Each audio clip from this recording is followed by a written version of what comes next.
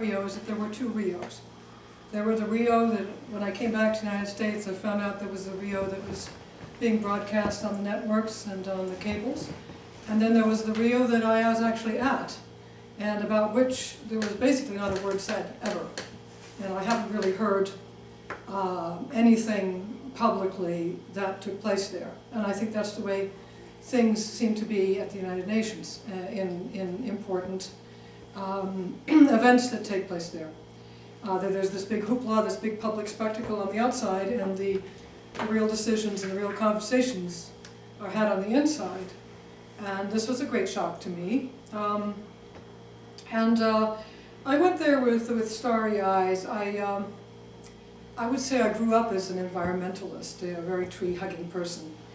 And so I thought that this might be hopeful. And believing in the goodness of human nature, I thought that you know, most people like clean air, clean water, and maybe a tree or two. So I thought that there would be some consensus around the globe that maybe those things were worth protecting. And when I got there, I was in for a big shock. The first shock I had was looking at the streets of Rio de Janeiro, which were empty. And big thoroughfares were cleared up.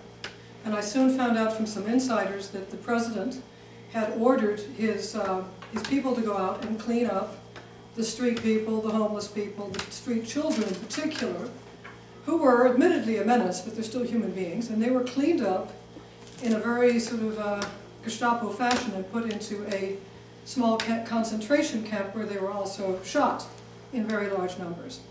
So this is true, and I have heard that trickle out into the media since, but not very loudly. So I had this spectacle of empty streets, and there was a curfew on all the residents of Rio, which is a very big city, as you know, and a lot of people doing business and commerce there, and you wonder what happened to all of them.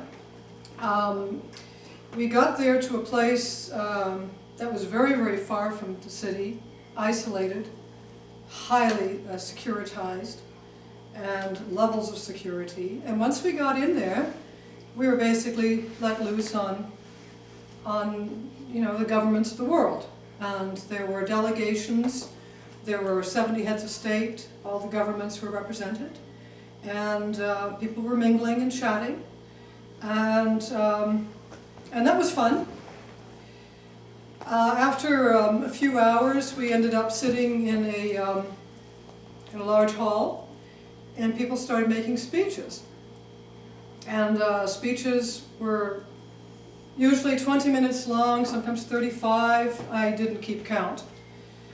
But at the very first speech, I started becoming annoyed. And it started out like this. Oh, we love the environment. Mother Earth is important. These things are sacred. We need to do something about this. We are polluting the earth. And then that was the beginning of the speech. It sounded lovely, very poetic. Then the body of the speech was, the United States has to pay for all this. And if the United States doesn't pay for all this, for us to clean up our nest, then we will continue to defecate in our own nest indefinitely. Therefore, the United States will have to pay for this. And there was a lot of political stuff said about why that should be true, and how developed countries owe undeveloped countries this, that, and the other thing, and how they were, the usual. But, and then it would end up with the closing statement about how they were simply not going to do anything about their own dirt if not the developed world, the United States paid for it. So then the next person would come up, and we had this procession of African countries, we had Asian countries, we had all sorts of people coming and going, and they all said the same thing, and I started to wonder, do they all have talking points? What's going on here? And I was getting increasingly uncomfortable, because I care about the environment. And this wasn't about the environment. And I wish I had transcripts of all those speeches. And they were cleverly put. They weren't overtly offensive at first, but as they built their arguments, I tried to understand what it is they were saying, and sooner or later they'd come to the punchline. The United States of America owes us this. And they are the richest country in the world, consuming 25% of all the resources, and all these other arguments that I'm sure all of you here have heard. And so they're going to have to give us the money to clean up our countries, our particular country, because each person was talking for their own selves. Otherwise, we will continue to pollute our country, and that is going to be bad for all of us. After 3 days of this, or 2 days, I can't remember, my mind was starting to blur with all these identical speeches. I came to the morning, in the late morning, when George H.W. Bush was going to speak, and everyone was all excited about this. And I've told Sheila a few times, it was a delightful thing for me, but I got to sit next to Barbara Bush in the same row, and I was walking in with another woman, and she was sitting with another woman, and she made eye contact with me, and we had not been introduced, and she looked very welcoming, and she sort of did something like this, and so I just snuck into her row, and there we sat. And that's when her husband came in, and we were all sort of paying a lot of attention, and he strode up to the podium looking unusually angry. He did not smile. He wasn't particularly gracious. He was a commanding presence. It was a shock to everyone there. He didn't have a preamble. He went right into a very strong statement. And I'm going to paraphrase, because I haven't written it down, but the gist of it was, if you think that we are going to destroy our way of life to clean up your mess, you have another thing coming.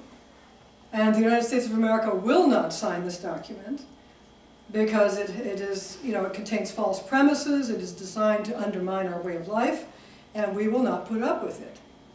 The speech was 4 or 5 minutes long, maybe 2, maybe 3. It was painfully short. Shockingly short. His body language was angry. I think there was some, fist pounding at one point. And I was very proud of him at this point. And I wouldn't have thought that I would have been. When I went there, I would have been very disappointed if someone had told me that that would be the attitude of the United States of America, because I was an environmentalist. But after listening to these talks for 2.5 days, oh my God, yes! That was the only answer that was right. And I was very, very proud, sitting there very, very proud. And Wayne asked me what was her reaction, and I could just feel her bristling with pride. Barbara there. She had a smile on her face, but you could just feel like, We never discussed it, of course. We just happened to sit together. And she did leave shortly after the speech, and she was only there for the speech. But that Agenda 21 did not get signed by George H.W. Bush at that conference. And I don't care what anybody said. So what happened, I'd have to go research what happened with it. I think what happened is that people just decided to implement it anyway. Whether the president had signed it or not, I haven't kept track of it. I was so disgusted with it that I figured that we were living in a very strange world. So I'll speak some more in a moment about the United Nations Development Program, but I'd like to ask questions. How do you ask questions about Rio? Yeah. You said something earlier about 2 Rios. What was that? 2 Rios, yes. There were definitely 2 Rios. There was the, I'm sorry, I'll get back into the camera. There was the United Nations Conference on the Environment in Rio of '92, which took place completely behind closed doors. I've never heard an accurate description of it. I never saw anything about it in the press or anywhere else. People I talked to after I came back to the United States that were interested in it hadn't heard a thing about it. The only thing that anybody heard about was, it was even called something else. I forget what the name was, but it was a bunch of little tents out on Copacabana Beach. And there were tens of thousands of people. They were all singing Kumbaya, and Placido Domingo was there, and there were people who were doing United Nations outreach in South America and doing sustainable coffee, and there were, you know, people who were supporting Alaskan natives fight against whatever was going on up there, and there were thousands. There were many, many hundreds of these booths, little tents with brochures and knickknacks and people ready to talk to you all about their little causes. And that was the conference in Rio that was televised. There were fireworks and who knows what, because I didn't see it, because I wasn't there. I was inside this super complex that they built with Mega Millions. They built for this particular meeting, which was high security, had no cameras, had no press, had no outsiders. I was in there because I was married to a person who, for many, many years, has been very high up in the United Nations UNDP, United Nations Development Program. And I found out that, that people in that position control the destiny of entire countries, to put it, not to put a too fine a point on it. And that's why I was in there. And he got me all the right papers and passes, and I was officially I was a consultant to ECOSOC, which is affiliated in some way, I'm not quite sure how, with UNDP, but he was UNDP. So did I answer your question? Yeah, I think so, yeah. Thank you. Any other questions about what I just said? It wasn't what it was painted as at all. The United Nations wasn't on our side. It wasn't. They didn't have America's best interests in mind. It was what? The United Nations has never been in order to help the United States. It's always been As a way parasite then. to infiltrate the United States. Well, it was anti-American in the extreme, and none of that was ever broadcast, which tells you something. It was also, in my opinion, anti-environmental in the extreme, in the ways I just explained. You know, and all of you here are familiar with the terms redistribution of wealth, and that's one leg of the stool. The other part of it is the desire of every other powerful country in the world to create an alternate universe to the American superpower and to tear it down. So other countries were not mentioned. Other developed nations were not appealed to for help or financial respite, which is usually what you hear when this is discussed publicly. Oh, well, the developed nations should pay for the undeveloped nations, which sounds very, you know, how shall I say, generous. But that's not what this was about. This was about the United States, which really, really disturbed me greatly.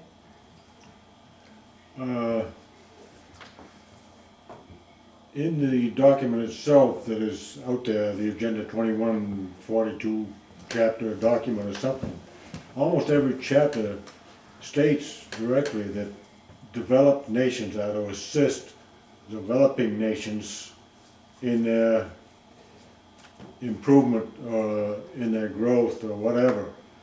So is that document itself from the meeting that you were at? Yes, the Agenda 21 was the document in question. Yeah. I never read it, I never had to read it, because I listened to these 70 delegations, 100 and whatever the number was.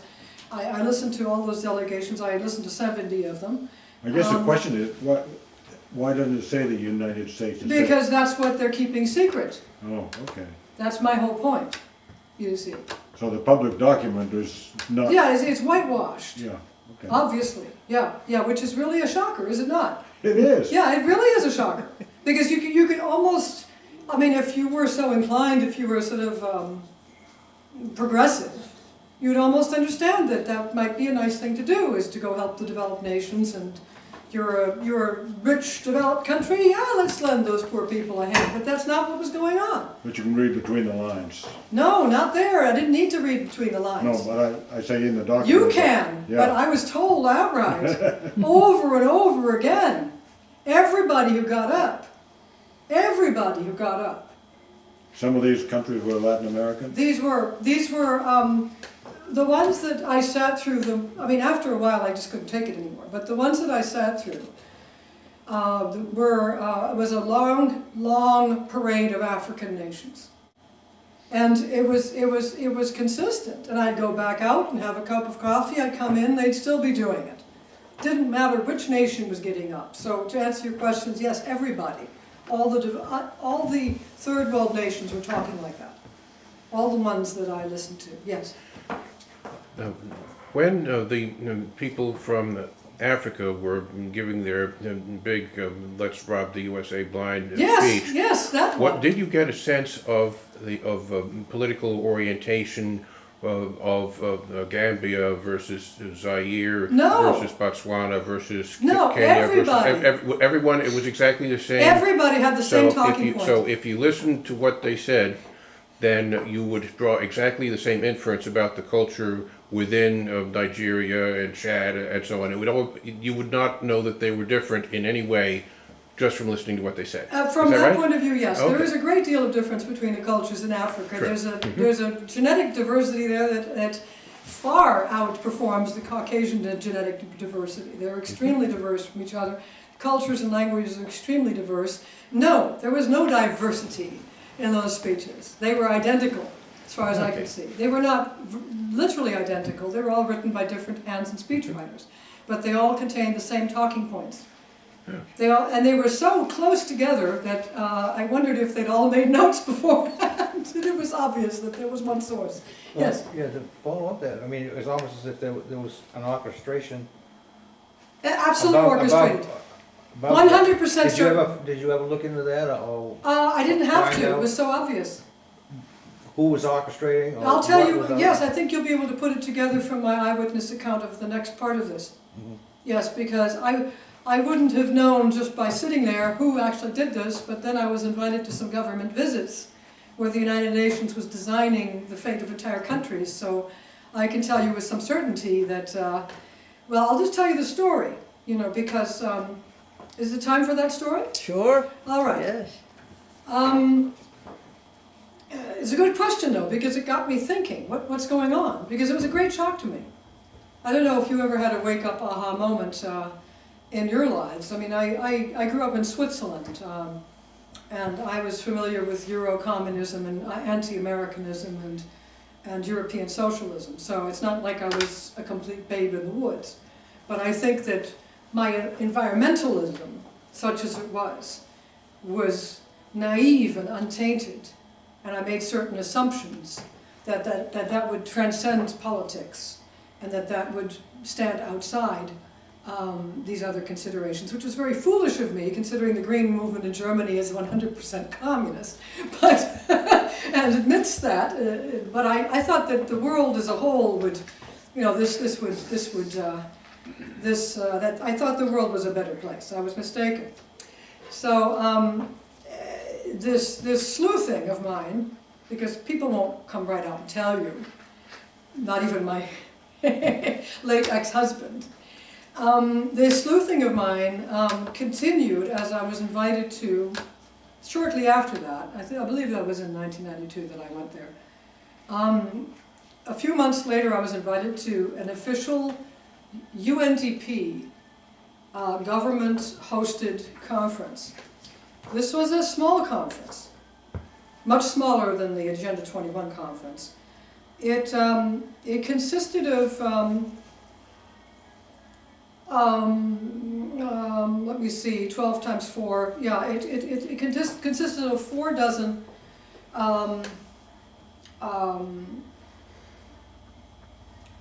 groups of experts. There were about 12 groups and 4 each in them. And they were invited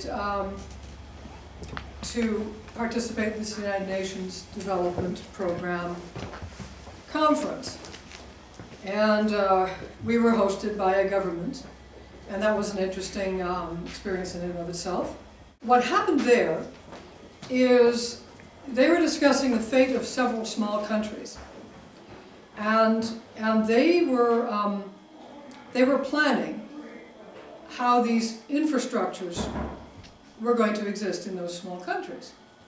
And one of the people planning there was my husband, and to give you a little background on that is that my ex-husband, he designed the first 5-year plan for India. And you're not going to find that on the internet because Nehru would not have been happy to share, to admit that he did not design his own 5-year plan. But you will, if you sleuth enough, you'll find that what I say is true. And he did that with someone called Professor Mahalanobis. I don't know his first name, and I don't really know how to spell that. But he was Nehru's right-hand man and you know, his policy wonk, his policy designer. And that 5-year plan was, you know, a non-aligned nation. It was, you know, it was a highly socialist plan. And so he had started, that was his first big gig for the United Nations. So he'd been doing this for a long time. He was part of a small group, and one of the persons in that group with my ex was Princess Basma bint Talal, who is the sister of the King of Jordan. And there was a collection of the great and the good there, very impressive people with tremendous backgrounds in their field, nuclear scientists, you know, you name it, all sorts of people. The only problem with it was these particular nuclear scientists were designing railroad systems for a small African country, or these Jordanian princesses who were in charge of the liberation of women in Muslim countries, and, you know, education of women in Muslim countries, I should say. At the time, she's famous for that cause. Was in there discussing who knows what, you know, the monetary policy of one of these small countries. And so they would go off on their own during the day, and I was in this beautiful palace drinking tea and talking to other wives or other people in the entourage and having a very lovely time. And then in the evenings they would all come out in the late afternoon and they would report to the group what their brainstorming had yielded. And it was very formal. There was a nice big, you know, table with people drinking water and presenting their findings. And this went on and on for, oh, I think 4 days, 5 days, at the end of which they had redesigned the infrastructure of 3 small countries.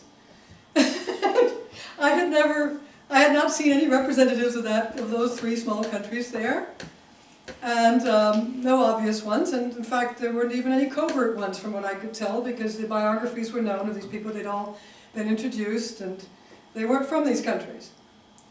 Well, this was such a friendly meeting, and you know, everybody was so, you know, concerned about the countries, and it was, well, they're so thoughtful and knew a lot about what they thought should be done. And I don't know if I was the only one sitting there thinking, you know, what are these people doing? Are we living in an alternative universe? Is this, you know, the Matrix? I was wondering how it is that these people, so utterly unqualified to have an opinion about certain things, and certainly not elected, how they were designing such important things for other people. And again, this was very official. The United Nations Development Program, I'd like you all to keep an eye on that, is the treasury of the United Nations. It has all the money. Everybody else is just blowing smoke. The UNDP actually does things. And if anybody's worried about the United Nations not doing things and constantly sitting there talking and blowing smoke, that's fine, because they don't care whether you know or not what they're really doing, because the UNDP does it just fine without press or publicity or anything else. And they're basically, from what I saw, they're after the third world countries. I mean, that's what they're redesigning. That doesn't mean if you extrapolate from that, if that's how we're running third world countries, then what are we doing with first world countries? But I leave that to the people in Brussels to explain to you. From what I can tell from the European Union, much the same thing is going on there. And I have my anecdotes about that. And so I'm going to pause here before I go on to the next itty-bitty anecdote and ask you if you have anything to ask me about the United Nations Development Program Conference. Yes, go ahead. Well, just on what you just said, would you say it's accurate to say that the purpose of the UNDP in working or reorganizing the third world countries is essentially in order to figure out how they were going to exploit the resources of those countries? Absolutely. It wasn't necessarily clear from that experience, but I have put it together since then, and it matches what I saw. And I have seen statements to that effect by the European Union, who want to make Africa the breadbasket so that they're not dependent on America anymore. And it's the new slavery. That's the conclusion that I've come to. It's the new slavery, yes. Yes. Could you speak to education, how it's linked, or miseducation, or indoctrination, however you want to put it, relating to this, these nations fooling people to believe that they are doing this for the benefit of these little countries? Yes, that's a long speech, and my it's one of my favorite subjects. So I can get real long-winded with this one, but go ahead. Briefly. Yes. I'll just give you a little taste of my background. I grew up in Switzerland. I was born in Santa Barbara. I had a multilingual father, sort of an international type, and I grew up in Switzerland with a German nanny and spoke only German, and went to German public schools until I was 12, and then so I got a good dose of the Swiss public school system, which is better than ours by far, at least it was then. Then I went to boarding schools in Switzerland and England, and the boarding schools I went to in England and Switzerland, but particularly England, contained the son of the Sheikh of Abu Dhabi. There was a cousin of King Hussein there. There were Egyptian daughters and sons of leaders of Egypt, and there was quite an international crowd there. The school I went to was now called Hurtwood House. It's considered I don't mean to brag, I'm just telling you that it's now considered the foremost co-educational school in England. You know, there's Eton Harrow and so on, but they're not co-educational. Well, at least they weren't until recently. I don't think they are now either. So people sent their kids there, and I got to know, you know, that particular crop of people from those nations when I was growing up. And I did get to go to the University of Cambridge in England. I got 2 degrees, a master's and a bachelor's from the University of Cambridge. And I came back here, became a trophy wife, ran around in the places that you just heard about. And then I ran away, because I got really disgusted. I ran away to Maine, and I started working on a schooner. And then I went and became a teacher of French in one of the local high schools here, Mount View High, and that's after spending a winter substituting for the Camden Rockport, Belfast, and Rockland school districts. Then I was accepted to be a teacher at Mount View High, and for all 4 years of high school. And in that capacity, I found out a thing or two about the American school system. I'm not sure you understood my question. I meant the education coming down from the powers that be to the people in the countries that were being controlled and designed by these other people. How are they educating people there? Oh, well, take yourselves as an example. They're de-educating us. They're de-educating us. Are they doing that same thing? They're doing it here. Worldwide too? No, they're doing it to us. Okay. So that we produce a populace that is uneducated and unaware of what's really going on. They're doing it to us. They're doing it to themselves as well, but I think it's worse here than anywhere else. And we've now descended down to a third world country level of educational ability. Harvard and Yale, I mean not Yale, Harvard and MIT, the sciences are 50% foreign now. It might be higher than that at this point. There are Chinese, people from India, wonderful people, highly educated people. We cannot fill our Ivy Leagues, our science departments, our engineering departments, anything that requires math. We cannot fill those spots with Americans anymore. We've destroyed our education system. And so that is deliberate. I've come to that conclusion. I've had to come to that conclusion because I've been in these places that I just described. That's one of the reasons I mentioned all that. But I can see that that's deliberate. My family's American. We've been here for 400 years. And my aunt was one of the first people at her little high school to study Attic Greek. My other aunts, from a much humbler background, had a tremendous education in Conneaut, Ohio, on the Pennsylvania border. And they're all in their 80s now. So something has happened to that school system. And my father went to Exeter and was taught a lot of political things there. He was there, William F. Buckley was there, and George Plimpton was there. And they were taught not to speak with big words. They were taught not to speak the way their fathers spoke because that might intimidate the democracy and the working classes, and they were supposed to be more generous than that. They were supposed to speak the way Hemingway writes. Clearly, simply, please don't intimidate anyone with Latinisms because you might offend them. That was and that of course made some sense to, you know, that generation. They didn't want to be prats. So they complied to some degree. They assassinated themselves as a class. That's just an aside. But that's part of the systematic destruction and the propagandization of Western civilization in this country, you know, against Western civilization in this country. It's happening elsewhere too. I was informed not so long ago that the British public school system, for which I never had that much respect, but I am the product of the British, the classical British tradition, which is also being dismantled, by the way. There's things going on at Cambridge University that I have to go and throw up over, but that aside, the English public school system has taken it upon itself no longer to teach the Holocaust as a historical, you know, the Holocaust of the Jews in Germany as a historical event, because it might offend Muslim students. Now there's been, you know, I'm sure that, I know that there are complex views on the subject, but to just decide not to discuss an entire chapter of history because it might offend Muslims, I don't think England is going into a very good direction with that, if you ask me.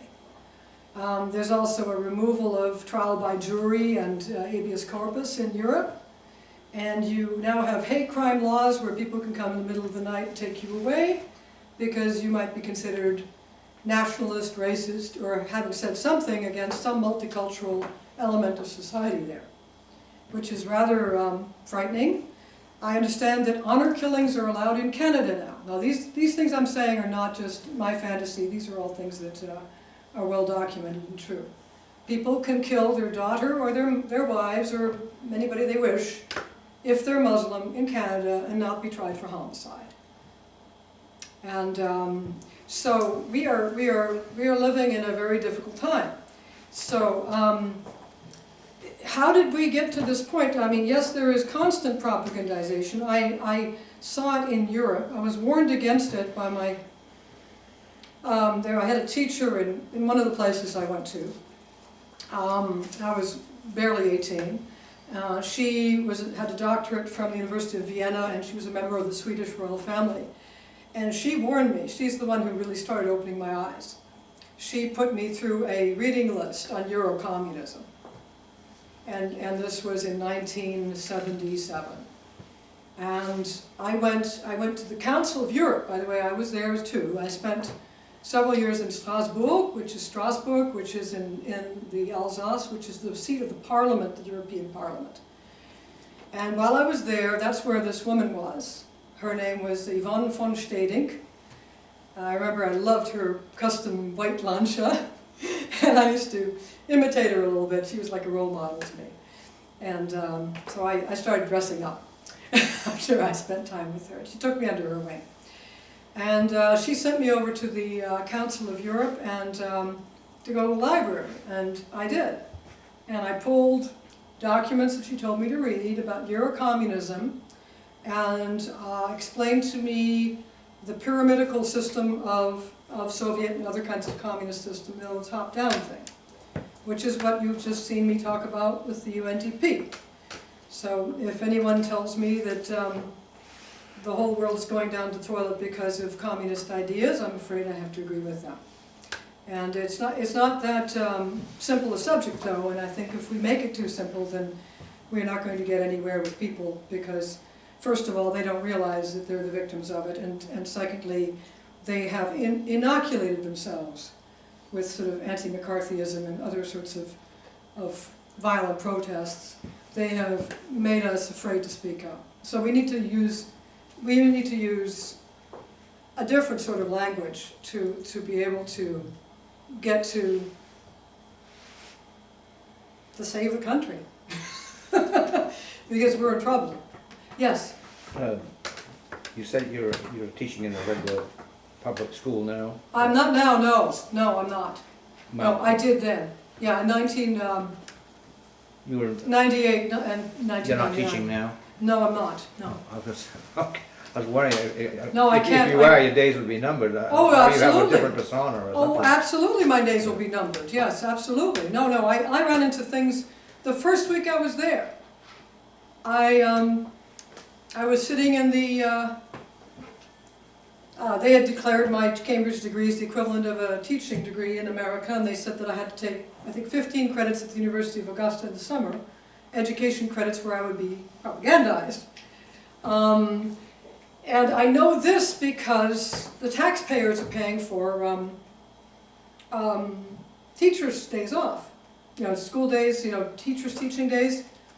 Well, after my experience in the United Nations, this was a very interesting experience to me. It seemed very similar, first of all. So when Charlotte Iserbyt talks about this concerted group effort going into the grassroots areas, you know, going into, let's say, a school district and swaying individuals on the school board, and going into town offices and going here, going there, and creating consensus. That's a favorite United Nations word, consensus.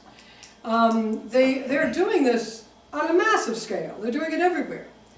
What happened to me is I'm sitting there, within a month of being there, I'm sitting there on a day off, a teacher's day, teaching day, and someone from Augusta was there all day. And they had little pie charts, and they had little thises, and they had little that's, and they were speaking in the worst kind of what I call governmental style gibberish. The sort that an educational person cannot understand. And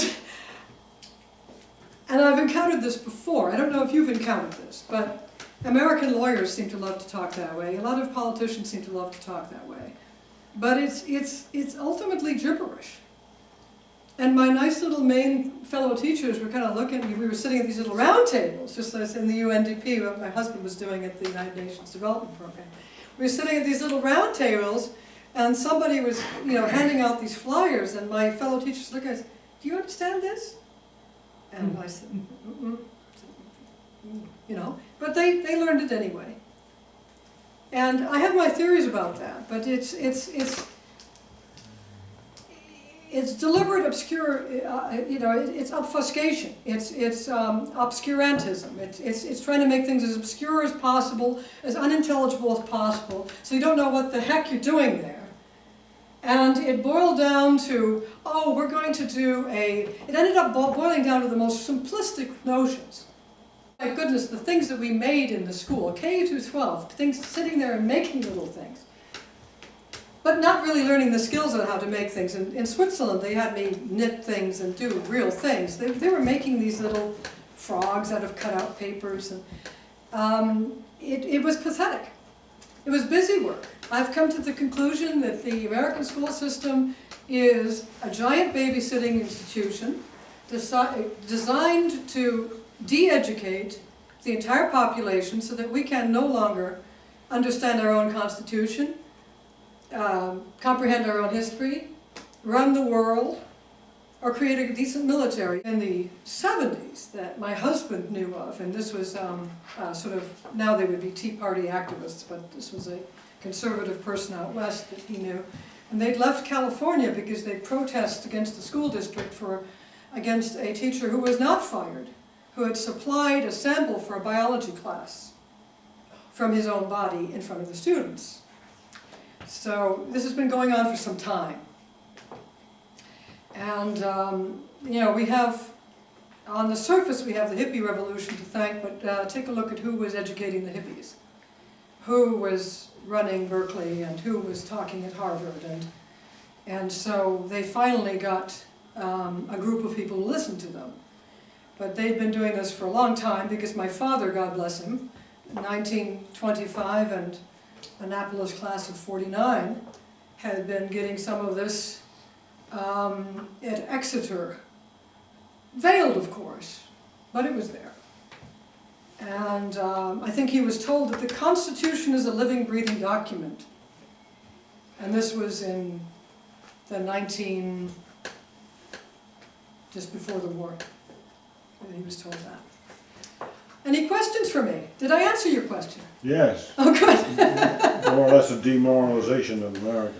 Oh, yes, yes. John Dewey, I think, started that, wanting to make people little cogs in the wheel, little worker bees.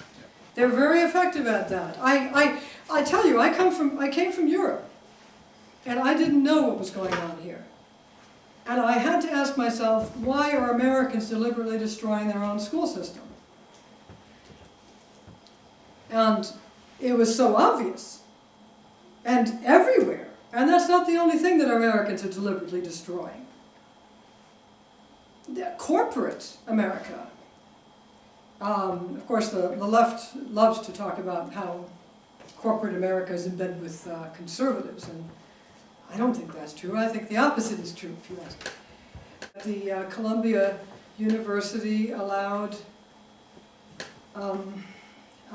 opened its doors to a diversity of people in the 1960s who brought with them a pronounced interest in Marxist-Leninist doctrine, and I think it just took the Ivy League to the next level in that regard. So I think the mid-60s there was an opening of doors that did some damage, yes. I just add a little bit inside here that Yep. if you're trying to trace back the corruption of the education system, including the colleges and everything, I think you have to go back further, so that probably, if you wanted to start around the turn of the century, the 1910s to 1913 or so, Yes, the foundations were instrumental in getting together the educational establishment and corrupting everything. So that it probably, all of the schools, especially Columbia was kind of like the proving ground. Everything went downhill from there. yes. Well, we also have President Woodrow Wilson. Mm-hmm. Yeah, yeah. And then we had FDR. The Marxist-Leninist doctrines that are at the root of our problem here. There is an uncertain relationship to truth. There's an uncertain relationship to truth. And I don't want to point fingers just at MBA, but I did briefly work for them, and I saw it, where we were lied to, the customers were deliberately lied to, presumably the stockholders were lied to, and people were lying to each other, and it was institutionalized. And anybody who's worked there, knows this. I was there when they sold Camden, so right when they fired Cawley and Cawley, yes, the man who built the thing. Yeah, exactly. Yeah. And I found out just this week from an insider that the reason that they fired Cawley was so that Bank of America could buy the place in a hostile Yeah, takeover. he wanted all Yeah. the employees to still have a good job and everything, and then the executives wanted to just sell it and get all the big payout. Yep, yeah, that suits. Yeah. Yeah, I don't think the fault lies with Cawley. The No, fault lies I don't. with the way business is done, and it is there is no respect for truth. No. And the problem with that, and I think there's the same problem that you see with the educational system and the government, and the press, and just anything you can think of, is that, I mean, there's always been lies and intrigue, and there's been lies in the courts of Europe and so on, but it's okay to get up and quote facts that are absolutely untrue, and not be afraid that someone is going to go find the real fact, because it's all spin. And so there is an uncertain relationship to truth that's going through the entire fabric of society. And I think that the origin of that is Marxist-Leninism. Yes? And identifying all these different problems you're talking about, Yeah. what's your solution? Oh, I don't know. That's up to all of you, activists. Yeah. Yeah. I'm not qualified to solve the problem. I'm just an eyewitness observer of some of the things that went on in government.